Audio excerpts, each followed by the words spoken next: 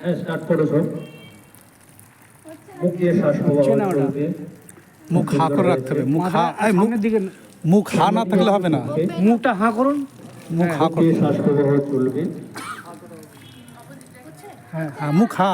বসো মুখ। ভালো, মাথাটা হেলানো। হ্যাঁ, মাথাটা ঠিক মতো না, মাথাটা আর একটু সামনের দিকে ঝুঁকবে। গড়ি গড়ে এসে জামাটা ভিজবে, কিন্তু সামনের দিকে একটু ঝুঁকে যেতে হবে। ভালো হয়েছে। হ্যাঁ, গুড। ওই তো দিকে দারুণ হচ্ছে যে। গুড। শ্বাস প্রবাহ নাও।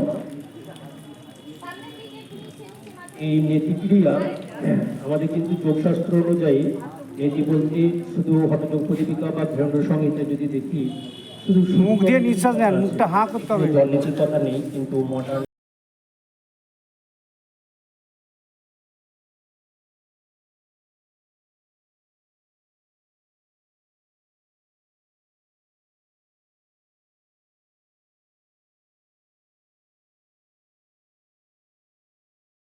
যে ফাঁকাটা আছে এরকম থাকবে, জলের লেভেলটা এরকমই হবে।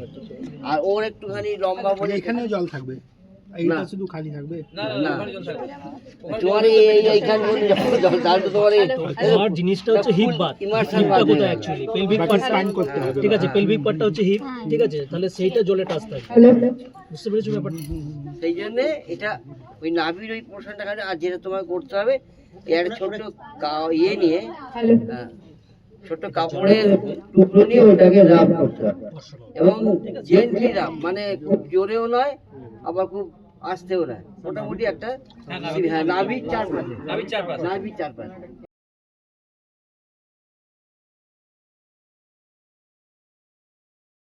তো আপনি স্যার 10 বছর ধরে ইনসুলিন নিচ্ছেন, তার আগে আপনি ডায়েটের মাধ্যমে এবং বিভিন্ন যোগের মাধ্যমে আপনি ট্রাই করেছিলেন যে সেটাকে ম্যানেজ করার। আমাদের অ্যাকচুয়ালি সবাইকার মেন প্রবলেম হচ্ছে এটাই, সরি আসবে তো? হ্যাঁ, সবাইকার মেন প্রবলেম হচ্ছে এটাই যে আমরা সবকিছুকে ম্যানেজ করতে চাই। আমাদের এই শরীর আমরা যেটা ফিজিক্যালি দেখছি সেটা তো হচ্ছে একটা অন্নময় কোষ, যেটাকে আমরা অন্ন খেয়ে খেয়ে খেয়ে খেয়ে তৈরি করছি, ঠিক আছে? এটা হচ্ছে অন্নময় কোষ। তো কিন্তু অ্যাকচুয়ালি এই অন্নময় কোষের ভেতরেতে যেটা কাজ করে সেটা হচ্ছে প্রাণময় কোষ, কি তাই তো? প্রাণময় কোষ। প্রাণময় কোষের ভেতরেতে কে কাজ করে? আমাদের মনোময় কোষ। তো যখন মনোময় কোষ, প্রাণময় কোষ এবং অন্নময় কোষ একটা স্ট্রেট লাইনেতে থাকে, তখন আমাদের বিজ্ঞানময় কোষ জাগরিত হয়, তাই তো? তখন আমাদের বিজ্ঞানময় কোষ জাগরিত হয়। বিজ্ঞানময় কোষ কি? বিজ্ঞান ইকুয়ালস টু সায়েন্স নয়, কিন্তু সংস্কৃতের কোনো কথারই ইকুয়ালস টু কোনো একটা ইংরাজি শব্দ নয়। সেটা আমরা এখন ভোকাবুলারিতে করে নিয়েছি, কিন্তু অ্যাকচুয়ালি সেটা নয়। বিজ্ঞানের অ্যাকচুয়াল অর্থ হচ্ছে বিশেষ জ্ঞান, যেটা আমাদের 5টা কর্মেন্দ্রিয় এবং 5টা জ্ঞানেন্দ্রিয়ের মাধ্যমে অর্জন করি, সেটাকেই বলা হয় বিশেষ জ্ঞান। তো এই বিশেষ জ্ঞানের মাধ্যমে আমরা যে এক্সপিরিয়েন্সকে গ্যাদার করি সেটাই হচ্ছে বিজ্ঞান। তো এই তিনটে যখন একটা সমান্তরালেতে থাকে তখন আমাদের বিজ্ঞানময় কোষ জাগরিত হয়। বিজ্ঞানময় কোষ জাগরিত হলে আমাদের আনন্দময় কোষ জাগরিত হয়, ঠিক আছে? আমাদের প্রথম রোগ শুরু হয় আমাদের মনোময় কোষ থেকে, মন থেকে, ঠিক আছে? Sir please don't mind. আপনি হয়তো কারোর কিছুতে এ কেন এরকম আমার সাথে করলো, ও কেন আমার সাথে এরকম করলো, কোনো একটা সময় স্যার হয়তো আপনি একটু ভেবেছেন, ঠিক আছে? এই যে এই ভাবা থেকেই কিন্তু আমাদের মন বিষিয়ে ওঠে। মন বিষয় তখন আমাদের প্রাণ, যেটাকে আমরা শ্বাসের মাধ্যমে গ্রহণ করি, সেটাকেই আমরা প্রাণ বলে থাকি। তাই জন্যই ওটাকে প্রাণায়াম হয়ে থাকে, প্রাণের আয়াম অর্থাৎ প্রাণের ব্যায়াম। তো এই যে প্রাণময় কোষ, মানে যে প্রাণকে আমরা গ্রহণ করছি, যখন মনোময় কোষ বিষচ্ছে তখন আমাদের প্রাণময় কোষ বিষিয়ে যাচ্ছে। মনোময় কোষ এবং প্রাণময় কোষ যখন বিষিয়ে যাচ্ছে তখন তার এফেক্ট করছে আমাদের অন্নময় কোষেতে, ঠিক আছে?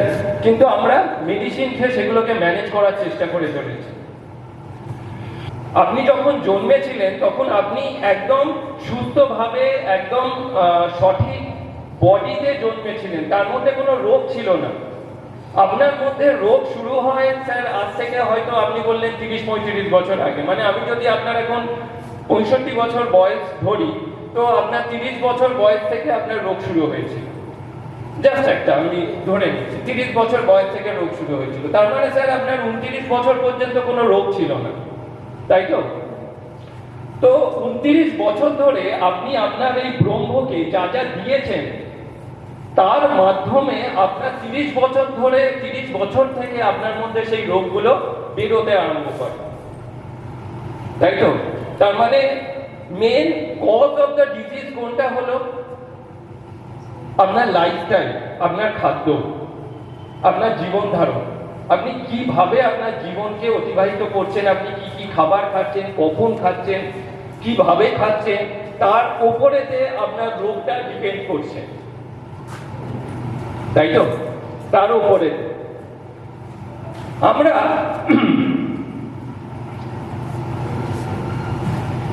সাধারণত আমরা আচ্ছা একটা কথা বলুন, যে ব্রিটিশরা চলে গেছে প্রায় 75 বছরের ওপর, 75 বছর হয়ে গেল যে ব্রিটিশরা আর কি চলে গেছে, কিন্তু আমরা এখনো ব্রিটিশদের দেয়া 3টে জিনিস ব্রেকফাস্ট, লাঞ্চ আর ডিনারকে ছাড়তে পারিনি কিন্তু, ঠিক আছে?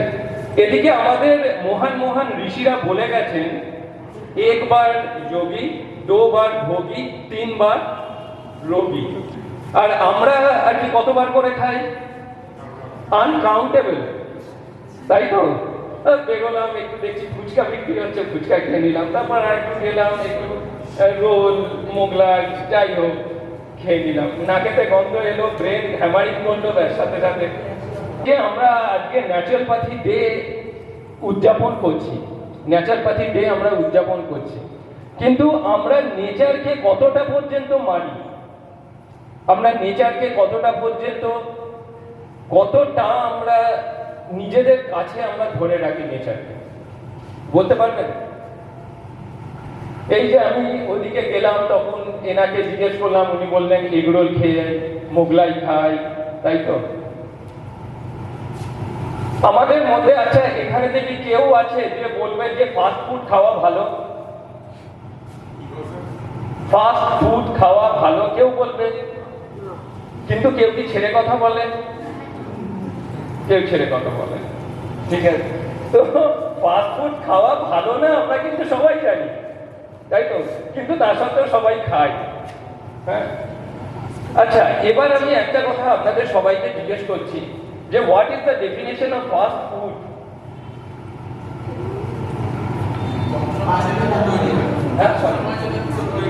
সবসময় যেটা তৈরি হয়, হ্যাঁ, কম সময় যেটা তৈরি হয়, হ্যাঁ, হ্যাঁ, তাড়াতাড়ি হয়ে যায়, ওটাই তো নিয়ম। তো না, ফাস্ট ফুড যেটা, যে ডেফিনেশন আপনারা বলছেন, ফাস্ট ফুড মানে যেটা খুব তাড়াতাড়ি ডাইজেস্ট হয়, কিন্তু আপনি যে এগরোল খাচ্ছেন, মোগলাই খাচ্ছেন, সেটা কি তাড়াতাড়ি ডাইজেস্ট হয়? বিরিয়ানি খাচ্ছেন, সেটা কি তাড়াতাড়ি ডাইজেস্ট হয়?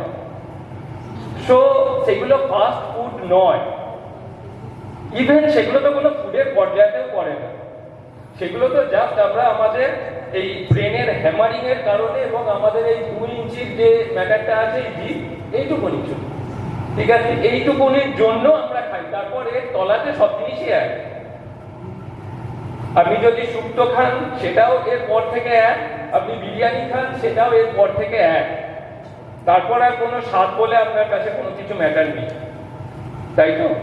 তো ফাস্ট ফুড মিনস হচ্ছে যেটা তাড়াতাড়ি আমাদের শরীরেতে ডাইজেস্ট হয়ে হজম হয়, কিন্তু আমরা যেগুলোকে ফাস্ট ফুড বলি অ্যাকচুয়ালি ওগুলো তো না ফাস্ট না ফুড, ওগুলো হচ্ছে ডাস্টবিনে ফেলার জিনিস, সেগুলোকে আমরা আমাদের শরীরেতে দিই। ফাস্ট ফুড আমি কোনটাকে বলবো? কলা ফাস্ট ফুড, আম ফাস্ট ফুড, লেবু ফাস্ট ফুড, তার কারণ ওটা ফুড, এবং ওটা আপনি খেলে জাস্ট কয়েক মিনিটের মধ্যে, মানে যদি আপনি কলা খান, 1 ডজন কলা খেলে জাস্ট হচ্ছে কি উইদিন অ্যান আওয়ার ওটা আপনার ডাইজেস্ট হয়ে অ্যাবজর্ব হবে। সো ফাস্ট ফুড মিনস যেটা আপনার মধ্যে ফাস্টলি ডাইজেস্ট হয়ে ফুড হিসাবে আপনার শরীর অ্যাবজর্ব করতে পারে, তো সেটা হচ্ছে ফাস্ট ফুড, সেটা হচ্ছে ফাস্ট ফুড। কিন্তু আমরা আমাদের ফাস্ট ফুডের ডেফিনেশনকেই পুরো চেঞ্জ করে দিয়েছি, ঠিক আছে? আমরা যদি সারা দিনেতে এই যে ফুডের যে কনসেপ্ট আছে সেটাকে যদি আমরা ঠিকঠাক ভাবে করতে পারি, তাহলে প্রথম কথা আমাদের মধ্যে কোনো রোগ থাকবে না। যাদের যাদের যা যা রোগ আছে তাদের সেই সমস্ত রোগ উইদিন ফিউ মান্থস কিওর। যাদের মধ্যে কোনো রোগ নেই তারা রেস্ট অফ দ্য লাইফ বিনা রোগেতে যেতে পারবে। আমরা জন্মেছি মানে আমরা মরবই, সেটা সবাই জানে। এমন কেউ নেই এখানেতে যে যারা জন্মেছে মরবে না, তা নয়। জন্মেছি মানে মরবই, কিন্তু তার মানে এই নয় যে আমরা 40 বছর 50 বছর থেকে রোগে ভুগতে ভুগতে দগতে তারপর মরব, তা নয়। আমাদের লাইফ সেটা না, আমাদের পূর্বপুরুষরা সেটা কিন্তু করে যাননি আমাদের জন্য। কিন্তু আমরা আমাদের বর্তমানেতে এমন আমরা আমাদের লাইফস্টাইলকে মেনটেন করেছি যার দরুন আজকে আমাদের এই পরিস্থিতি। সব থেকে খারাপ বিষয় হলো যে আজকে আমরা যতদিন বাঁচবো আমাদের চিলড্রেনরা, আমাদের সন্তানরা ততদিন বাঁচবে না। তার কারণ আমরা আমাদের সমাজকে এমন একটা লাইফস্টাইল দিয়েছি আজকে যার দরুন তাদের লাইফ টেনিওরকে আমরা নিজেরা কম করে দিয়েছি। কেন? অত্যাধিক ভালোবাসা, অত্যাধিক বেশি উল্টোপাল্টা লাইফস্টাইল জনিত ফুডগুলোকে তাদেরকে খাওয়ানো, ঠিক আছে? সো প্রথম ফার্স্ট আমরা ন্যাচারাল বার্থডে ডে উদযাপন করছি, কিন্তু আমরা কোনো ন্যাচারাল ফুড নিয়ে কোনো আলোচনা করিনি এখনো পর্যন্ত। আমরা শুধু যোগ, প্রাণায়াম এই সমস্ত বিষয়গুলোকে নিয়ে আলোচনা করেছি। কিন্তু যদি আপনার আহারই যদি আপনার সঠিক না হয় তাহলে আপনার মন সঠিক হবে না। আপনি যদি হিংস্রতার ভাবে কোনো কিছু খান আপনার মন সবসময় চঞ্চল থাকবে। আপনি যদি সাত্বিক ভোজন না করেন, মানে প্রাকৃতিক আহার প্রাকৃতিক অবস্থায় আপনি যদি গ্রহণ না করেন তাহলে আপনার মধ্যে কমপ্লিকেশন বাড়বে, ওই কমবে না। আপনি যা ইচ্ছা করুন, যোগ করুন, প্রাণায়াম করুন, যা ইচ্ছা করুন। আপনি যদি ম্যানেজ করতে চান তো ম্যানেজ করতেই পারেন, কিন্তু যদি সুস্থ হতে চান তাহলে প্রথমে আগে আহারকে ঠিক করতে হবে এবং নেচারকে ন্যাচারাল উপায় গ্রহণ করতে হবে। ন্যাচারাল উপায় আমি কি বলবো যে তার মানে কি আপনারা কোনো কুকড জিনিস খাবেন না? অবশ্যই খাবেন, কিন্তু তার আগে আপনাকে সঠিক পরিমাণ আপনার ওজন, আপনার বয়স এবং আপনার হাইট অনুযায়ী আপনাকে আপনার ততটা পরিমাণ র ভেজিটেবলস খেতে হবে। র ভেজিটেবলস খেয়ে নিয়ে তারপর যেগুলো সাত্বিক ভোজন সেগুলোকে খাবেন, নাকি যেগুলোর মধ্যে হিংস্রতা আছে সেগুলোকে খাবেন।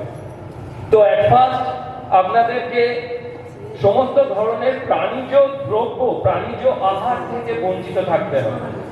হ্যাঁ, খাবেন না, 9 মাসে 6 মাসে একবার খেলে, ব্রেন বলে তো কথা, তাকে তো সবসময় কন্ট্রোল করা যায় না, ঠিক আছে? 9 মাসে 6 মাসে একবার খেলেন, তাতে আপনার বডিতে অতটা এফেক্ট করবে না।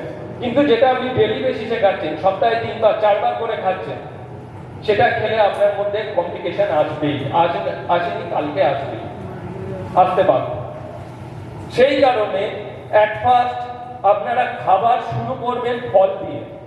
সেটা কিন্তু সম্ভব হয় একমাত্র ফলের জন্য, এবং যত মিষ্টি ফল হবে তত ভালো। যত মিষ্টি ফল এবং সিজনাল ফ্রুট। এই বলছি না যে আনসিজন ফ্রুট খেতে হবে, না, সিজনাল ফ্রুট। ব্রেকফাস্ট সবসময়, মানে দিনের শুরুতে যখন আপনারা খাবার খাওয়া শুরু করছেন তখন সবসময় ব্রেকফাস্ট অবভিয়াসলি ফল দিয়ে করবেন। ব্রেকফাস্ট আপনি আপনার ফাস্টিংকে ব্রেক করছেন, ফাস্টিংকে আপনারা ব্রেক করছেন, মানে সেই সন্ধ্যেবেলা যে খাচ্ছেন তারপর যে সেই আপনি আবার সকালবেলা খাচ্ছেন, অর্থাৎ এই যে ইন্টারমিডিয়েট ফাস্টিং সেটাকে যে ব্রেক করছেন সেটা সর্বদাই ফল দিয়ে করবেন নাকি চা বিস্কিট দিয়ে করবেন? সবাই তো চা বিস্কিটটাই তো বেশি প্রেফার করে। তো চা বিস্কিট দিয়ে আপনি যখনই করবেন আপনার তখনই বিভিন্ন ধরনের কেমিক্যাল চেঞ্জেস ভেতরেতে হতে থাকবে এবং আর কি প্রবলেমটা বাড়তে থাকবে। তাই জন্য চা বিস্কিট দিয়ে নয়, ফল দিয়ে করবেন, ঠিক আছে? মিডিলেতে দুপুরে এবং রাতের খাওয়াতে সবসময়তেই আপনারা যাই খাবার খান না কেন, যাই খাবার খান কিন্তু তার আগে অন্তত আপনাদের বডি ওয়েট, হাইট এবং ওজন অনুযায়ী সালাড খাবেন, যেগুলো আপনারা খেতে পারেন, শসা, গাজর, টমেটো, মূলো, যা আপনারা খেতে পারেন সেগুলোকে খাবেন। অ্যাকচুয়ালি ম্যাটার হচ্ছে সূর্যোদয় থেকে আমাদের খাওয়া শুরু, সূর্যাস্তের মধ্যে আমাদের খাওয়া শেষ। তো আপনি যখন ন্যাচারাল পাখি নিয়ে বলছেন কিন্তু আপনি নেচার থেকে দূরে যাচ্ছেন, ন্যাচারাল সব যা নিয়ম কানুন আছে সেগুলো থেকে দূরে যাচ্ছেন। আপনি সঠিক সময় খাচ্ছেন না, সঠিক জিনিস খাচ্ছেন না, নেচারের সাথে থাকছেন না, নেচারের নিয়ম অনুযায়ী চলছেন না। আপনি ঘুমোচ্ছেন 1টা-1:30টার সময়, ঘুম থেকে উঠছেন 7টা-8টার সময়। আমাদের ওঠা উচিত তখন ব্রহ্ম মুহূর্তে, মানে সূর্যোদয়ের অন্তত 90 মিনিট আগে, কেননা তখন এয়ার পুরো ফ্রেশ থাকে, তখন এয়ারেতে অনেক রোগকে সারানোর উপাদান থাকে সোজা ভাষায়। তাই জন্যই সেই সময়তে আসন প্রাণায়াম করার জন্য বারবার বলা হয়। তার কারণ সেই সময়তে আসন প্রাণায়াম করলে যে উপকারটা পাওয়া যাবে দিনের অন্য কোনো সময়তে করলে সেই উপকারটা পাওয়া যাবে না, তাই তো? তো তাই জন্য সেই সময়তে করতে বলা হয়।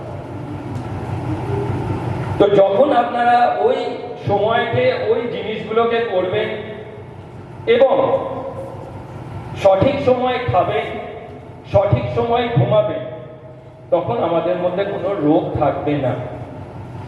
আপনার সবাইকার, আপনি যে 20 বছর ধরে মেডিসিন খেয়ে যাচ্ছেন দরকার নেই। আমি জাস্ট যে সিম্পল জিনিসটাকে বললাম সেটাকেও যদি আপনি ফলো করেন স্যার, দেখবেন আপনি বাধ্য হবেন 1-2 দিনের মধ্যে আপনি যে মেডিসিন খাচ্ছেন সেটাকে ট্যাপার ডাউন করতে বা বন্ধ করতে, তা না হলে স্যার আপনি লো সুগারেতে চলে যাবেন। আমি 8 বছর ধরে মেডিসিন নিচ্ছি, তার আগেও এই যোগচর্চা বা প্রাণায়াম, এক্সারসাইজ করার মধ্যে দিয়ে চলছে।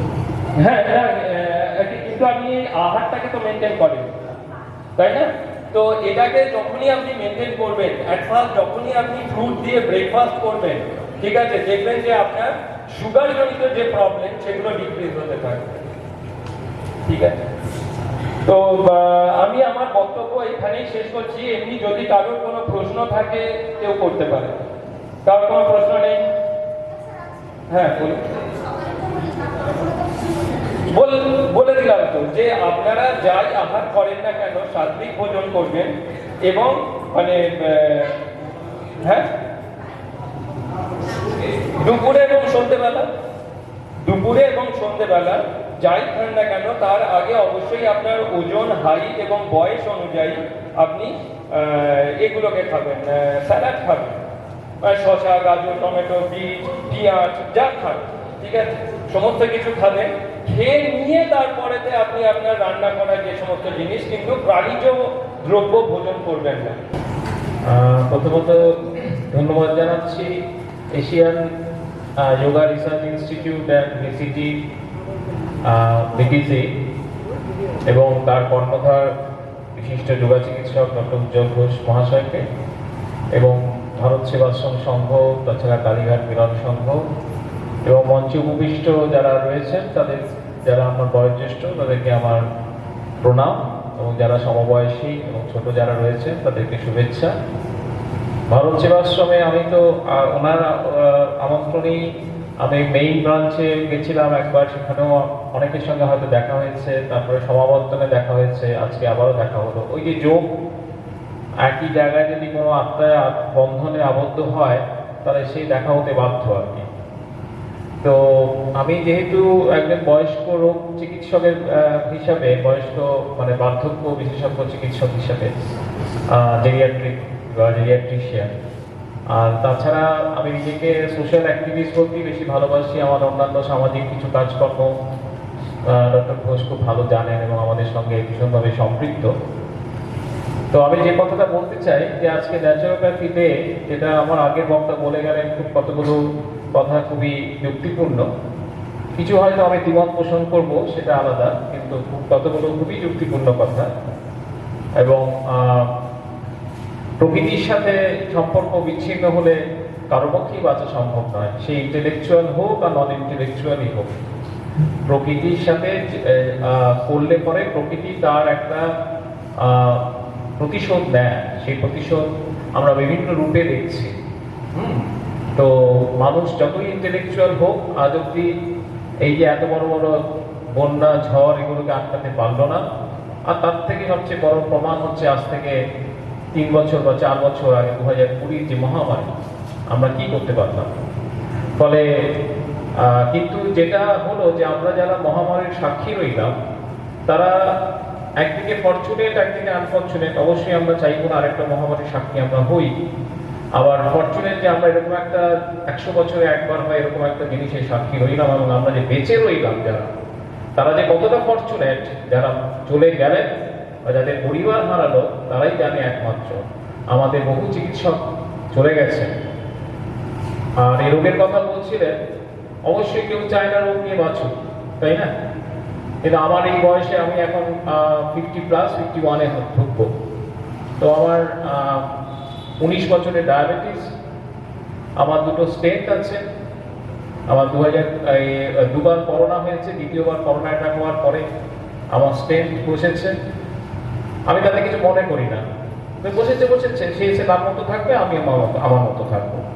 তাহলে আমি ওষুধকে বর্জন করতে পারবো না। অবশ্যই আমি ইনসুলিন নিই, ইনসুলিনের আস্তে আস্তে ডোজ হয়তো কমবে।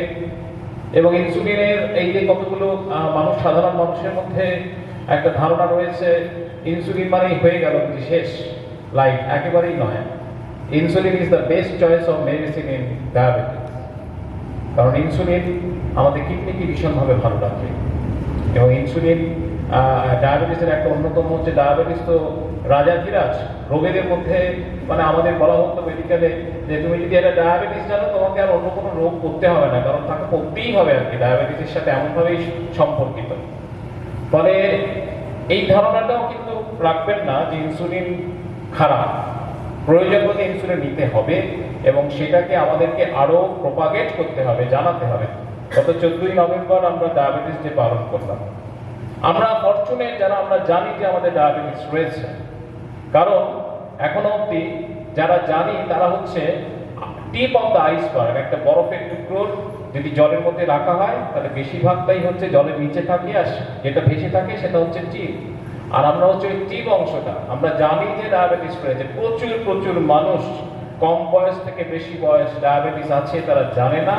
যখন তাদের কোনো কারণে ধরা পড়ে 500, 550, 600 ডায়াবেটিস, তখন অনেক কিছু ধরে গেছে।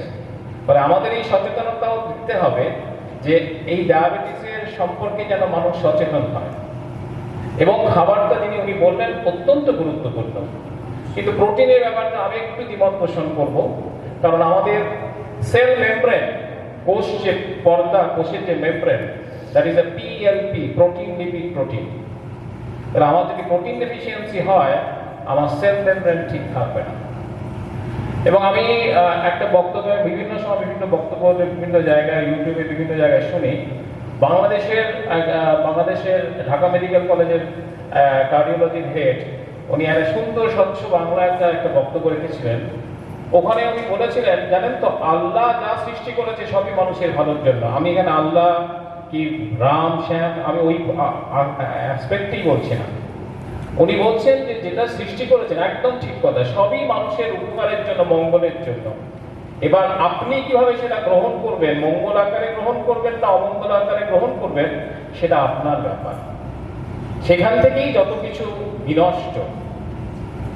আমি খাবারের এই যোগের মধ্যে সবচেয়ে বলা হয় মিতাহারি, সেই কনসেপশনটা যদি আমরা রাখতে পারি, বর্জন কোনো কিছু করার দরকার নেই।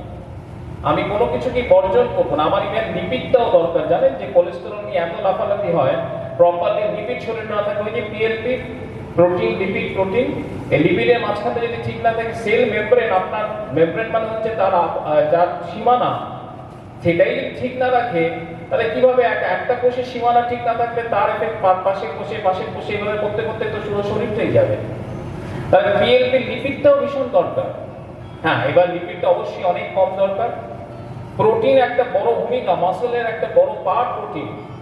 আর আমাদের প্রোটিন হচ্ছে দেহের ইমিউনিটি গ্রো করার জন্য আমাদের অত্যন্ত গুরুত্বপূর্ণ ভূমিকা নেয়, কিন্তু অত্যধিক পরিমাণে কোনোটাই অত্যধিক কিছু কখনোই ভালো নয়। এই কনসেপশনটাই হচ্ছে একদম সহজ সরল কনসেপশন। কোনোটাই অত্যধিক পরিমাণে খুব ভালো নয়, এমনকি জলও অত্যধিক পরিমাণে খুব ভালো নয়। আমরা জলও কিন্তু অতিরিক্ত খেতে পারবো না। আমরা ইউজুয়ালি যেটা বলি জল খাওয়া, জল কিন্তু আমাদের মেডিকেল টার্মে বলা হয় দ্যাট ইজ ফ্লুইড। আমার জলটা ইম্পর্টেন্ট নয়, আমার ইম্পর্টেন্ট হচ্ছে ফ্লুইড। ফ্লুইডের মধ্যে একটা মেজর পোর্শন হচ্ছে জল। কিন্তু আমরা এই যে স্যুপ খাচ্ছি, ডালের জল খাচ্ছি, আমরা যে চা খাচ্ছি, কফি খাচ্ছি, সবই কিন্তু ফ্লুইড। ফলে আপনাকে কিন্তু সব ক্যালকুলেট করতে হবে। ইভেন আপনি যে ফ্রুটস খান তার মধ্যেও কিন্তু একটা বিশাল জল ঢোকে। ফলে ওইগুলো কিন্তু আমার মানে আমি পরিমাপ করতে পারি না।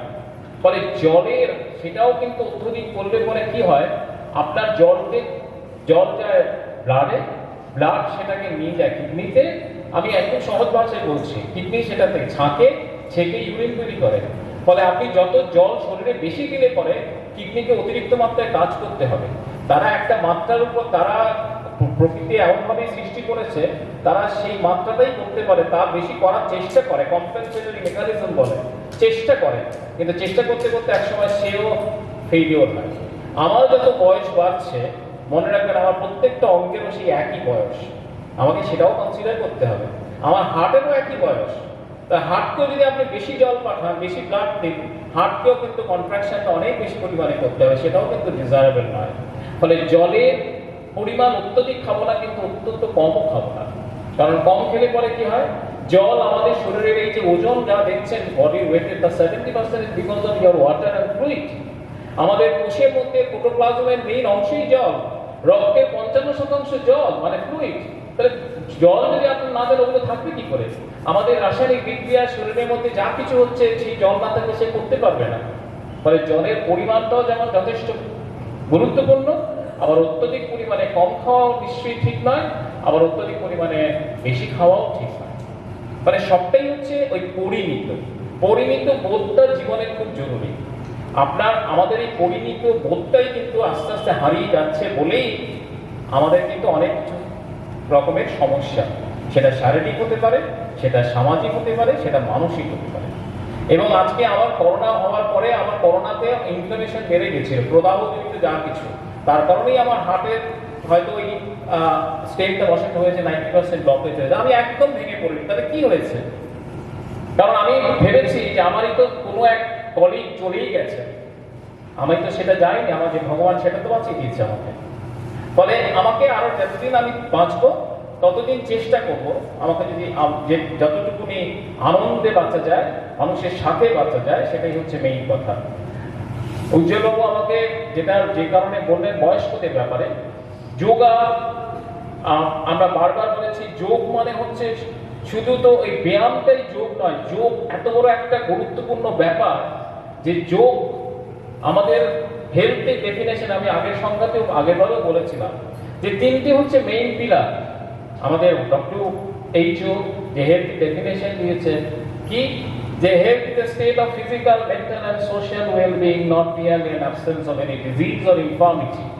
অর্থাৎ আমাদের শারীরিক, মানসিক এবং সামাজিক ভালো থাকা, এটাই হচ্ছে স্বাস্থ্য। কোনো রোগের অনুপস্থিতিতে বা আপনার কোনো বিকৃতি নেই, বিকৃতি মানে শারীরিক বিকৃতি, কোনো আপনার আঘাত নেই, তার মানেই আপনি সুস্থ নয়। সুস্থ মানে আপনার ভালো থাকা।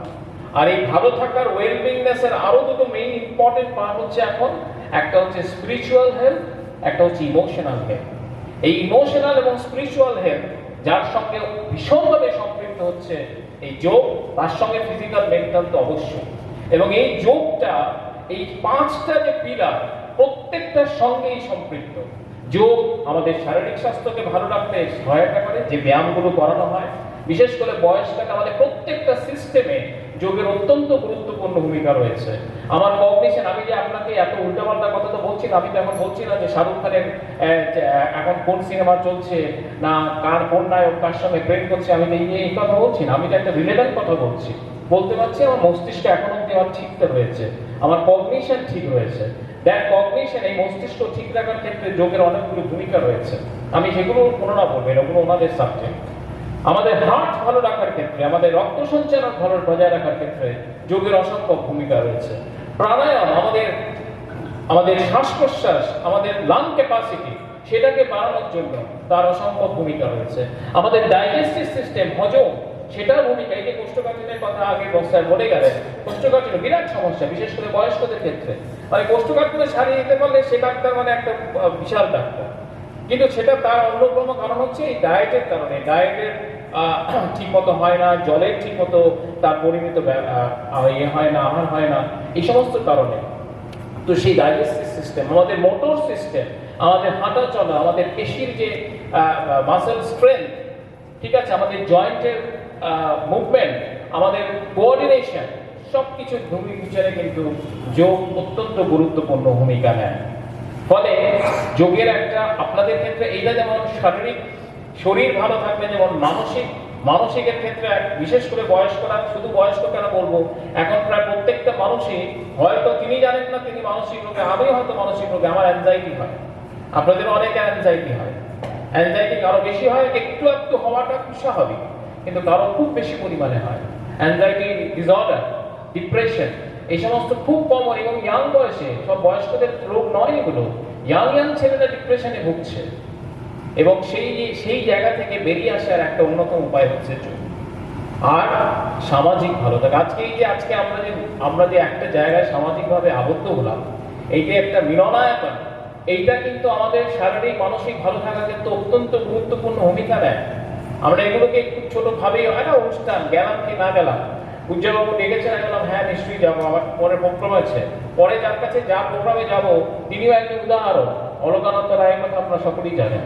অলকানন্দ রায় আজকে তার বাল্মীকি প্রতিভার 100তম এপিসোড হবে, মানে 100তম এবং শেষ অভিনয়। বাল্মীকি প্রতিভা কাদের নিয়ে করেন? জেলের বন্দীদের নিয়ে। তো ম্যাডাম বারবার রিকোয়েস্ট করেছেন আসবেন, সেখানে যাওয়ার জন্য ওনাকে বলছিলাম, কিন্তু আমি এখানেও এলাম, কারণ আমার কাছে ওটাও যেমন গুরুত্বপূর্ণ, এটাও তেমনি গুরুত্বপূর্ণ। তা আমার রোববারে অনেকেই মনে করবেন রোববারে এটা কাটিয়ে দিয়ে আর গেলাম না, ডক্টর ঘোষ ডেকেছে আর বলে দেবো শরীরটা খারাপ আছে, এই আছে সেই আছে। আর অনেকে তো মিথ্যাচার করে অনেক কিছু নিজেদেরকে এমন একটা জায়গায়, আমি এখানে ব্যস্ত, ওখানে আছি, সেখানে, এসব বলে তো লাভ নেই। উনিও আসেন আমার প্রোগ্রামে, আমরাও যাই, এবং আমরা যারা এরকম জায়গাগুলোতে যাই, একটা জায়গায় দেখবেন কিছু লোক কিন্তু কমন থেকে যায়, কারণ তারা গুলোতে যান, এবং যাওয়ার একটাই কারণ এই যে বিভিন্ন মানুষের সঙ্গে আলাপচারিতার সুযোগ, বক্তব্য শোনা, সমৃদ্ধ হওয়া, এটা কিন্তু ভীষণভাবে গুরুত্বপূর্ণ, এবং এটাই হচ্ছে সামাজিক স্বাস্থ্য। আর স্পিরিচুয়াল হেলথ আর আমরা রিলিজিয়াস হেলথ, রিলিজিয়ান এন্ড স্পিরিচুয়ালিটির মধ্যে আমরা কিন্তু ফারাক করতে পারি না। হেলথে বলছে স্পিরিচুয়ালিটি, নট রিলিজিয়ান। আপনি ধর্মাচার কি করলেন, সকালে উঠে প্রদীপ দিলেন, কাউকে প্রসাদ দিলেন, কি আপনি আরতি করলেন, এটাও দরকার, বাট দিস আর রিলিজিয়াস মোর। তার থেকে বেশি হচ্ছে স্পিরিচুয়ালিটি মানে হচ্ছে যে আধ্যাত্মিক, আমিও বলতে পারবো না, কারণ আমি ওই স্তরে কোনোদিন উত্তীর্ণ হতে পারিও নি। চেষ্টা করি অন্যভাবে নিজের দৈনন্দিন কাজের মধ্যে স্পিরিচুয়ালিটিকে মেনটেন করা। স্পিরিচুয়ালিটি মেনটেন করার মধ্যে একটা অন্যতম জিনিস হচ্ছে, যেটা উনিও বলে গেছেন তার কথায়, কোনো নেশাজাত জিনিস আপনাকে তার থেকে দূরে থাকতে হবে। সেই নেশা আপনার মাদক হতে পারে, যেটা আপনার সিগারেট, মদ থেকে শুরু করে ইভেন স্ক্রিনের নেশা। আমি যত বলছি সোজা, কিন্তু আমিও স্ক্রিনের নেশা কিছুটা আক্রান্ত, একেবারে নয় তা নয়। শুধু বড় বড় বক্তব্য, অনেক সময় অনেক কিছু রাখা যায়, নিজের লাইফে অনেক কিছু আমরা নিজেরাও পালন করি না, বক্তব্যে বলে যাই এটা করুন, সেটা করুন, ওটা করতে হবে, সেটা করতে হবে, নিজে খুঁজতে সেটা হয় না। কিন্তু আমি সিগারেট খাই না, এটা বলার জন্য নয়, আমি একদিন তো মদ আজ অব্দি স্পর্শ করিনি, তার জন্য হাতটা হয়েছে। এবার বলবে অনেকে আমাদের প্রশ্ন, অনেক কিন্তু খেলি না, এমন অনেক বন্ধু বান্ধব, যদি এক ফোঁটা মদ খেলি না, তাও তো কিছু করতে পারবি না। আমি বললাম না ঠিক আছে, কিন্তু মদ খেয়ে তার 50 জনের হয়েছে, মদ না খেয়ে হয়তো 10 জনের হয়েছে, আমি কোনটা বাঁচবো? ফলে ওইটা কোনো একটা মদ খাওয়ার কোনো যুক্তি হতে পারে না। ঠিক আছে, তো এই জায়গাগুলো থেকে স্ক্রিনের থেকে আপনাকে দূরে থাকতে হবে এবং নিজের ব্রেইন, নিজের কগনিশন, নিজের ভালো লাগাকে নার্চার করুন। তাকে কিভাবে আরো বেশি উৎকর্ষতার দিকে নিয়ে যাওয়া যায় সেইটাকে নার্চার করুন। যে কোনো বয়সের ক্ষেত্রেই সেটা খুব জরুরি, বিশেষ করে বয়স্ক মানুষদের ক্ষেত্রে ভালো রাখার ক্ষেত্রে সেটা অত্যন্ত জরুরি।